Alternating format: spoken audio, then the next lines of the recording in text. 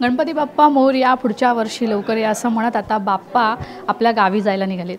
तर याच निमित्तानं माझ्यासोबत गप्पा मारण्यासाठी आलेली आहे अभिनेत्री अक्षया नाईक. अक्षय, तुझं लोकशाही मराठीमध्ये खूप खूप स्वागत. खरं तर बाप्पा येणार म्हणून आपण महिनाभर आधी तयारी करत असतो की बाप्पाची डेकोरेशन कसं असणार आहे, काय देखावा असणार आहे, या सगळ्याची तयारी आपली महिनाभर आधी सुरू असते. मात्र बाप्पा जेव्हा जातो तर आपलं जी कनेक्टिव्हिटी झालेली असते बाप्पासोबतची आणि तो भावनिक क्षण असतो बाप्पाला निरोप देतानाचा, त्याबद्दल काय सांगते? गणेशोत्सव म्हटल्यावरती फक्त आनंद हाच शब्द एकतर डोळ्यासमोर येतो. कारण ज्या कारणासाठी हा सण सुरू केला होता की सगळ्यांनी एकत्र मिळून काहीतरी साजरा करावा, आणि माझ्यासाठी तर बाप्पा आणि गणेशोत्सव तेच आहे की एक कारण मिळतं आम्हाला सगळ्यांना, मित्रमैत्रिणींना भेटायला. पण विसर्जनाचा दिवस आल्यावरती ऑफकोर्स आपण सगळे वाजत गाजत त्याला निरोप देतो, पण कुठेतरी मनात वाटतं की काय आपण करतोय किंवा का आपण बाप्पाला परत घरी पाठवतोय. कारण एकदा गणेशोत्सव संपला किंवा विसर्जनाचा दिवस झाला की परत आपलं एक धकाधकीचं जीवन परत तेच सुरू असतं.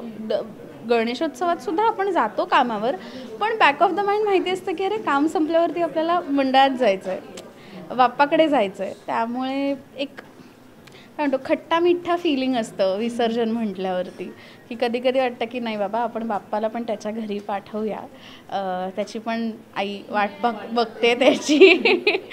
पण अजून थोडे दिवस थांबला पाहिजे बाप्पा आपल्याकडे, असं नेहमी वाटतं. ॲक्च्युली कारण बाप्पा निघतो आपण सगळेच भावनिक होतो. मला सांग, सार्वजनिक मंडळांच्या गणपतीला जाऊन भेट देतेस का? तिकडचा माहोल तुला आता सध्याचं वातावरण कसं वाटतं सार्वजनिक मंडळाबद्दलचं? माझ्यासाठी तर मी सार्वजनिक मंडळांमध्येच मोठी झाले आहे. मी आदर्शनगर वरळीची मुलगी आहे आणि आमच्या चाळीतला मोठा बाप्पा असतो मंडळाचा, त्यामुळे मला तिथला जो एक ओव्हरऑल माहोल आहे तो खूप आवडतो. की म्हणजे अगदी लहानपणी तिथे काही कळत नसताना सुद्धा दुर्वा वेचायला बसायचो किंवा प्रसाद वाटायला बसायचो. तिथपासून ते आत्ता अगदी मला आठवते की आमच्या कॉलेजचा पण मोठा गणपती बसतो मंडळाचा, विद्यार्थ्यांचा राजा. तिथे मला एक वर्ष आठवतं आहे की मी 12वीत होते आणि मला पूजेला बसायला मिळालं होतं.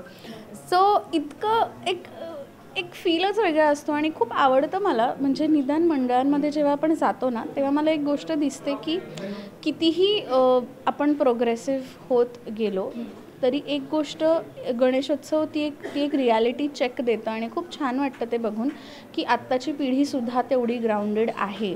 आपण आत्ताच्या पिढीला खूप नावं ठेवतो, काही का असे ना, मग त्यांना ते सोशल मीडियावर फक्त दाखवायचं आहे म्हणून का असे ना बाप्पाची सेवा करायला ती मुलं येतात आणि आय थिंक त्या गोष्टीचं आपण क्रेडिट त्यांना दिलं पाहिजे.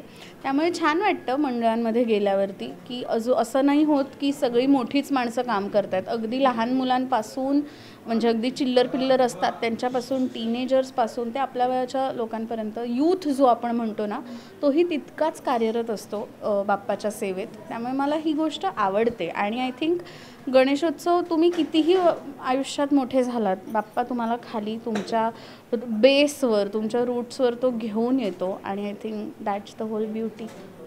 गणेशोत्सव म्हटलं तर गणपतीचा मेन आवडता पदार्थ म्हणजे मोदक. सो तू ॲट अ टाईम एका टायमाला किती मोदक खाऊ शकतेस? 4.